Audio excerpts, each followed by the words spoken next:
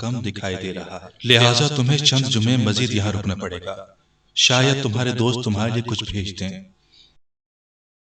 میں چلتا ہوں تاکہ سلطان دین و دنیا سے تمہارے لیے اجازت نامہ طلب کروں۔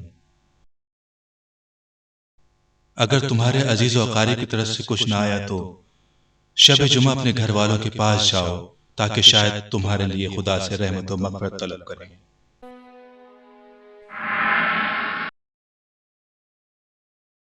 مولا فرماتے جب انسان کی لاش قبر میں اتاری جائے گی، اس کے عزیز دوست، رشتہ دار، اولاد، بیویاں سب اسے چھوڑ کے چلے جائیں گے، تب خدا کی آواز آئے گی، اے میرے بندے کہاں گئے تیرے دوست، تیرے رشتہ دار جن کی محبت میں تو گھنٹوں بیٹھا رہتا تھا اور میری نماز کا وقت گزر جاتا تھا؟ ابھی تک تو کوئی خبر نہیں۔ میرے خیال ہے میرے گھر والے مجھے بھلا بیٹھے ہیں۔ مجھے پرندے کی صورت میں اپنے گھر جانا چاہیے، شاید میرے گھر والے اس شب جمعہ میرے لیے کچھ بھیجیں۔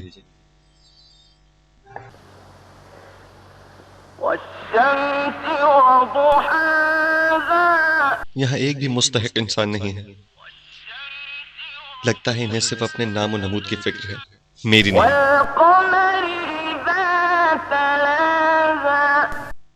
مہمان بھی صرف پیٹ پوجا کے لیے آئے ہیں، کیونکہ یاد امام حسین میں ایک آنسو کا قطرہ بھی ان کی آنکھوں سے نہیں ٹپکا۔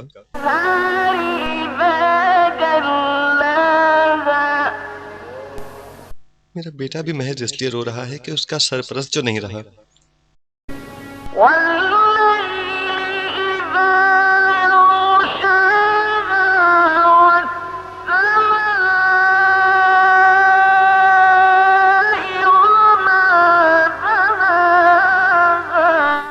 کتنا پردرد ہے یہ منظر، مجھے لوٹ جانا چاہیے، کسی کو بھی میری فکر نہیں۔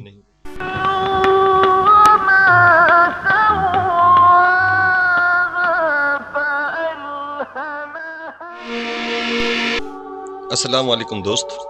وعلیکم السلام۔ یہ سیف کہاں سے آئے؟ ایک بندہ خدا یہاں سے گزر رہا تھا، جب تمہاری قبر پر پہنچا تو تمہارے لیے فاتح پڑھی، اور یہ سیب اسی سلے میں ہے جو دیکھ رہے ہو، خدا اس پر رحم کرے کہ بر وقت آیا ہے۔ اب سمجھا کہ دنیا میں ہمارے اعمال مرنے والوں کے لیے کس قدر مؤثر اور مشکل کشا ہوتے ہیں، لیکن ہم دنیا میں ان پر کوئی توجہ نہیں دیتے۔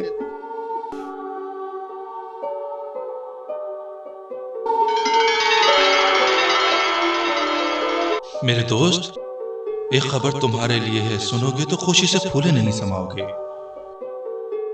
مجھے خبر دی گئی ہے کہ حضرت عباس علیہ السلام اپنے والد علی ابن ابی طالب کی سفارش پر اور چند امام زادے و بزرگ ہستیاں کہ جن کے لیے تم نماز شب میں دعا کیا کرتے تھے یا ان کے مزار پر جا کر فاتح خوانی کرتے تھے، انہیں معلوم ہوا ہے کہ تمہیں سفر آخرت درپیش جس کا سامنا سب کرتے ہیں، تو ان حساس لمحات میں چاہتے ہیں کہ وہ تم سے ملنے آئیں۔ میرے خدا، میں اس قابل نہیں تھا، میں اور یہ سعادت۔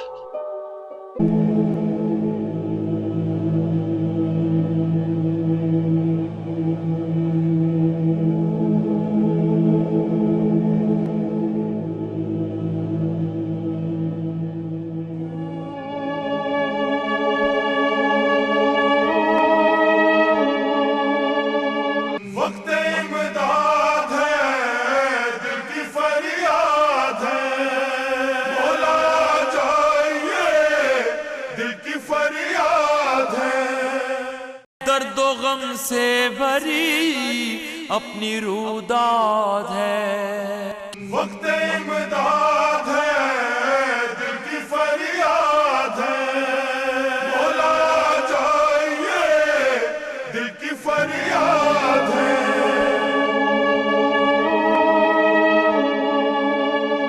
وہ جو سامنے موجود ہیں حضرت عباس علیہ السلام ہیں، اور حبیب ابن مظاہر اور دیگر ہستیاں بھی ہمراہ ہیں۔ ان کی آمد کا مقصد صرف تمہاری دلداری اور تسلی و تشفی ہے، اور محبین کے لیے ان کی شفاعت و داد رسی آخر وقت پر موقوف ہے۔ وہ تشریف لائے ہیں تاکہ تم ان کی شفاعت سے مایوس نہ ہو جاؤ اور سفر کے لیے آمادہ ہو جاؤ، کیونکہ آگے چل کر تمہیں مزید سخت مراحل سے گزرنا ہے، وہ مراحل جو گناہ گاروں کے لیے اور بھی سخت و روح فرسا ہیں۔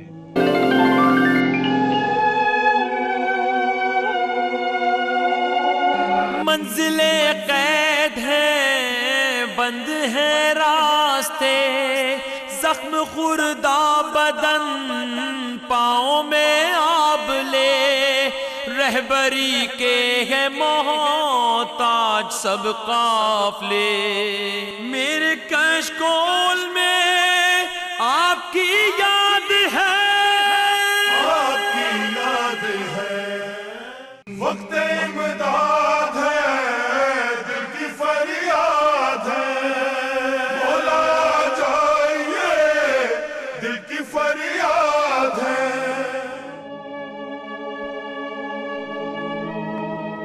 میرے دوست، خود کو سفر کے لیے آمادہ کرو، تمہیں مزید زیادہ راہ کی ضرورت ہے۔ میں دوبارہ اپنے گھر والوں کے پاس نہیں جاؤں گا، اگرچہ وہ میرے نام سے بہت کچھ کرتے ہیں، لیکن میں ان کی خیر خواہیوں سے مایوس ہوں، اور اب میرے جانے سے سوائے میرے غم و غصے میں اضافے کے کچھ حاصل نہ ہوگا۔ میں تم سے پہلے چوتھی منزل کے لیے روانہ ہوتا ہوں، تم بھی میرے بعد چل پڑنا، چوتھی منزل پر ہم ایک دوسرے سے ملیں گے۔ لیکن دوست، میں چاہتا ہوں تمہارے ساتھ رہوں۔ دنیا میں یہ 3 سال میں تمہارے ہمراہ نہ تھا، یہ تمہاری اپنی کوتاہی ہے، اب خود سزا کے لیے تیار رہو۔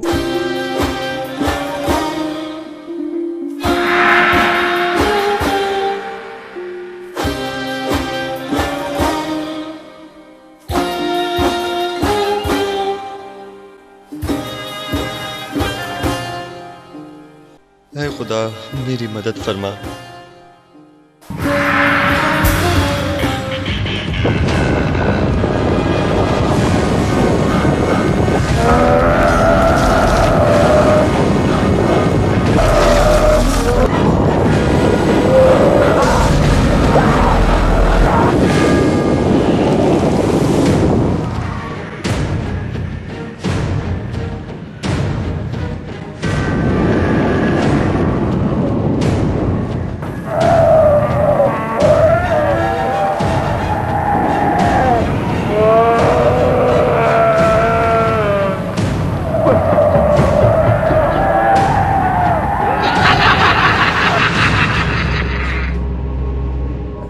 بہت ڈر لگ رہا ہے، اے کاش کوئی رفیق ہوتا جو اس وقت میرے ساتھ رہتا۔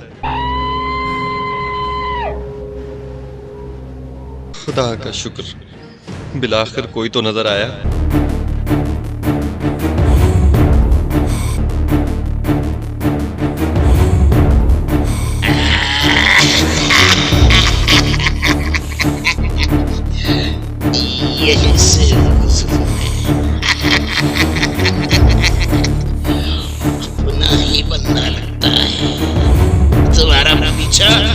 اتنی آسانی سے نہیں چھوڑوں گا، تمہارے گلے سے پانی نیچے نہیں اترنے دوں گا۔ سام علیکم۔ تم کہاں جا رہے ہو؟ چلو بھی تم جاؤ۔ اچھا، تمہارا نام کیا ہے؟ میرا نام جہالت ہے اور میرا کام فتنہ و فساد پھیلانا ہے۔